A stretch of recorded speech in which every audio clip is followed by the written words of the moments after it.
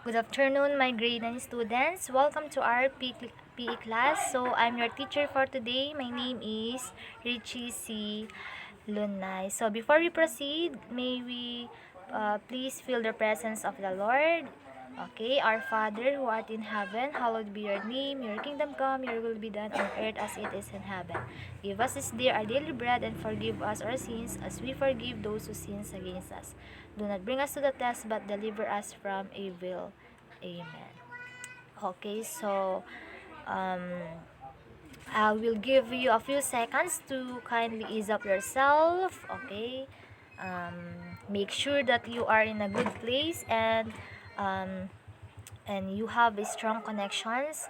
Then I want you to please settle down so we can now start. Okay, and I want to check your attendance, but class Bidal, can you please do that for me? I'll list the names of those students who are not with us today, who are not attending our class, okay, our online class for today, and submit the name or the list of those students, okay, afterwards, so that I will mark them absent.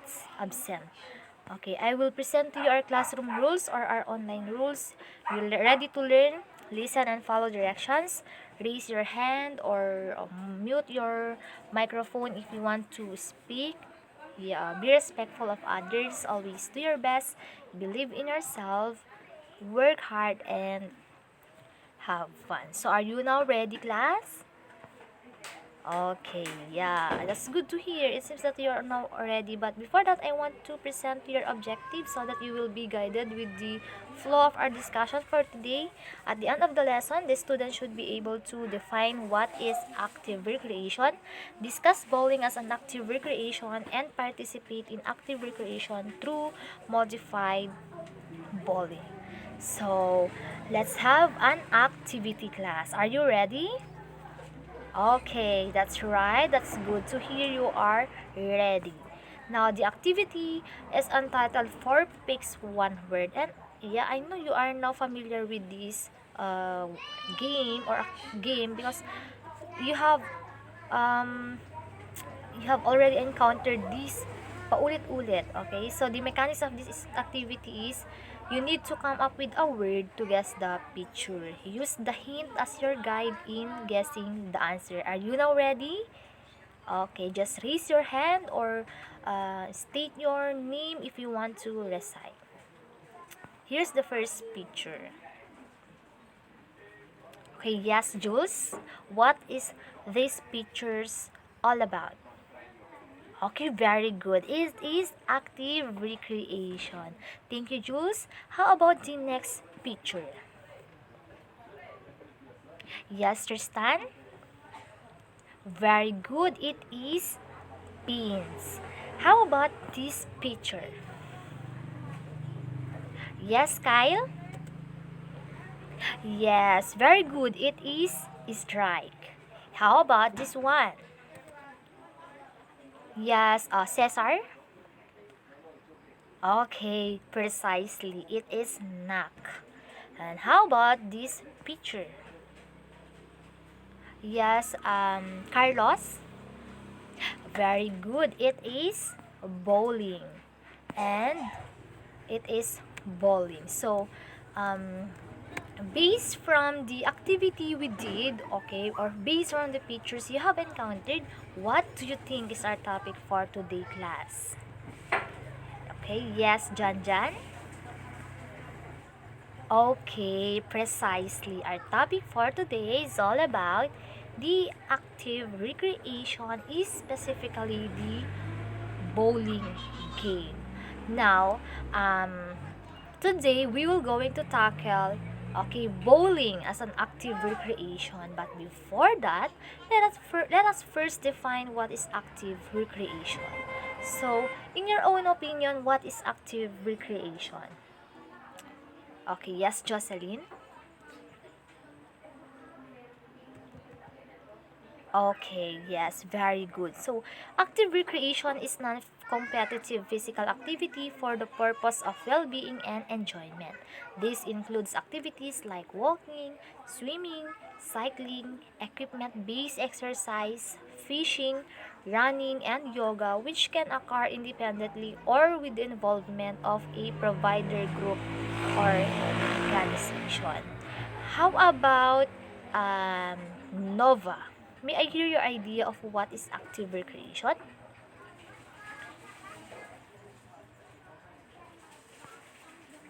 Okay, yeah. So Nova said that active recreations includes active play and recreation before, during, and after school, which is inclusive of recess and lunch. Okay, outdoor learning, incursions, exertions, and school campus. So thank you for sharing thank you for to the both of you for sharing your idea. So active recreation class is also considered as a leisure time physical activity and undertaken outside of structured competition sports. It is a set of activities within the wider range of physical activity options that also include active living, active transport, and in sports. So, active recreation are those activities that can be played indoor and outdoor, and it can also be the best way to promote physical fitness because this activity serves as an exercise to our body. Now that you already know what active recreation is all about, let us now proceed to the main topic, which is the bowling as an active recreation. Are you ready? Okay, that's good to hear. So, are you familiar in these sports? Okay, so who among you had already experienced playing bowling? Okay, sadly, none of you had already experienced, but don't worry because as we go on with our discussion for the day, I will bring you, okay, in a field or in an imaginative sports, okay, through modified bowling later on or afterwards. So my question is bowling an indoor or outdoor activity? Okay, very good. Yes, bowling as is considered an indoor activity. So let me introduce a brief description of what is bowling. So the game of bowling consists of bowlers. Okay, bowlers are those who played this type of game. Rolling a heavy ball down a lane, often made of wood, in order to knock down a set of white pins. So, so yes, bowling is another recreational activity which is played indoors on wooden or synthetic lanes with maximum dimensions of 60 feet long and 40 inches width. So, based from the definition of bowling, and I know you already familiar with this game, what is the goal of this game, Alj? Okay, very good. So he said that the game aims to knock down pins. Usually, in bowling, it has 10 pins. You need to knock down 10 pins on the first strike, and if not on the second, using a heavy ball rolled down along the narrow lane. So, like any other sports, bowling has also its um, common terminologies. What are they? So may I call Genesis to please read those terminologies? Okay, thank you. Um, thank you, Genesis. So the common terminologies in bowling is are strike. Okay, we have also the spear. We have the turkey, the frame, the head pin, split, and lastly is the perfect game. Okay, so actually, class, there are many bowling terminologies that you need to know. But these things are the common terminologies usually used in playing bowling. So, let us now first discuss the first terminologies. Mr. Lapay, will you please read the slide? Okay. Thank you, Mr. Lakpay. So, strike refers to knocking down every pin in one attempt. Okay, so yes, like in other sports also like volleyball, badminton, like that. In bowling, it is we have also this terminology which is also a strike wherein you need to knock down every pin in just one attempt because in strike in bowlings um, happens if the player knock down all the pins during the first roll. Okay, so hindi pwedeng paulit-ulit mo siyang um, rino-roll. Dapat in just first attempt, dapat manak mo na silang lahat. Okay, that is what we call strike. Because later on, may because later on may mga terms din na tawag dun sa mga terminologies na wherein paulit-ulit mo siyang nina-knock down. So that is strike. So what is the next term? Jolina, will you please read this one?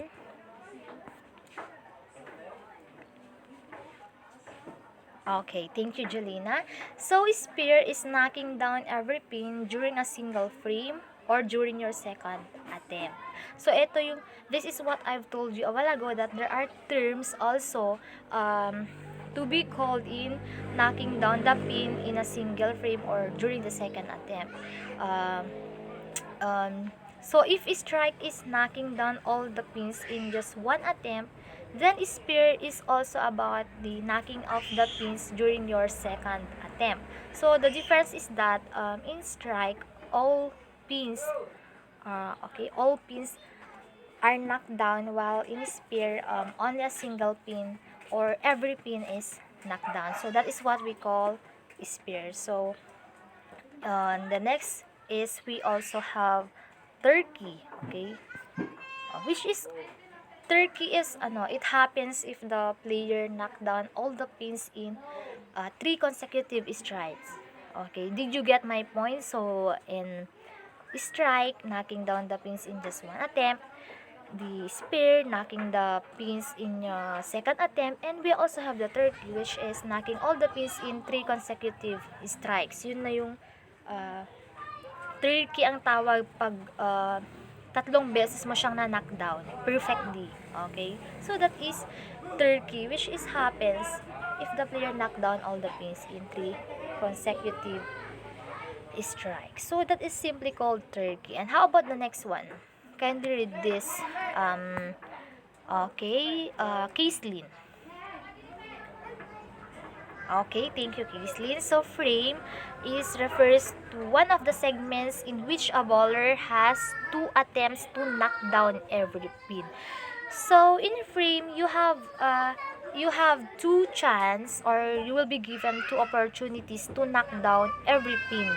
Okay, that is what we call the frame, where a player is given 2 tries, okay, to roll and to knock down all 10 pins except in the last frame where a player receives a bonus ball. So that is what we call frame, okay, where a player is given 2 tries, okay, to roll and to knock down all 10 pins except in the last frame where a player receives a bonus ball. Okay, so we also have head pin, which refers to the first pin in a set of pins. Okay, so that is split. And how about split? Okay, this is a gap between pins, usually resulting in a difficult spear shot. Okay, so the reason why a player got a difficult spear shot, the reason why why a player get a difficult spear shot class is because of the gaps, okay, between the pins. So may mga gaps yung mga pins, hindi are not compacted, okay? Because in bowling, the pins are not in a compressed position. Okay, may mga gap din silang ganyan. Okay, there is still spaces in every pins. Okay, and the last one is the perfect game. Okay, a score of 300 across 12 frames. A strike every frame plus 2 extra at the end of the last frame. So, what did you understand about it, Micaela? Okay, very good. Thank you for your understanding, Micaela. So, a player should, in a perfect game, a player should make a score of 300 in 12 frames. Because 300 is the highest possible score. Siguro, yeah, in bowling, siguro yun yung possible highest score kasi that's why it is called perfect game. So, to sum it up, mm, uh, um, Sheila, what is active recreation? Okay, very good. So, active recreation is a leisure time physical activity. And in this discussion, we discuss bowling as an active recreation. And bowling is a game consists of bowlers rolling a heavy ball down on a lane. And in bowling, it has 2, 4, 6. It has 7 common terminologies. Those are the split, spear, turkey, frame, perfect game, had pins, strike. Okay, so yeah, that is all about bowling. Now, for your application, we have an activity which is called Let the Battle Begin. So, that ito yung sinasabi ko kanina na even though you did not experience playing bowling in a actual scenario, okay, I will bring you, okay, in a field na as if you are playing bowling, okay, talaga. That's just an imaginative it's just an imaginative game. So the game is entitled Let the Battle Begin. So supposedly you will do this face to face, but since we are online, I want you to do this activity at your home. So you need to video yourselves playing this game at your home and post your videos to your respective YouTube accounts and paste the link to the comment section of our FB page. So, what are the materials needed? You just need 7 plastic bottle, any. Could be yung mga bottle ng Mountain Dew, mga ganyan. Then, balls. You can also do improvised balls, yung babasahin mo yung papel, then make a ball. Okay, that could be that is possible. Okay, that's good if you make an improvised ball. Now, so the mechanics is prepare the materials needed, invite any of your family members, either your friends or your neighbors, to play this modified bowling game. And participants are allowed to roll the ball thrice. And the number of mineral water or mineral bottle that are knocked down will the number of points. Okay, so just video yourselves, then post it on our FB. Then, yeah, just send I will check it na lang later. Then, yeah, for your evaluation, you have I will give you a quiz, 10 multiple choice quiz, okay? In order for me to assess your learnings, if you really have an understanding of what our topic is all about. Now, for your assignment, in a maximum of 250 words, explain why should one engage in active recreational sports. And do an advanced reading about the next topic, which is the dance as an active recreation. So, again, I hope class you learned a lot, okay, in our discussion for today's I hope you enjoyed it, though you're not really in an actual scenario. Okay, I just want you to be familiarize yourself in um, this active recreation. So, let's call it a day. See you next meeting. Keep safe. Thank you and God bless. Bye. See you.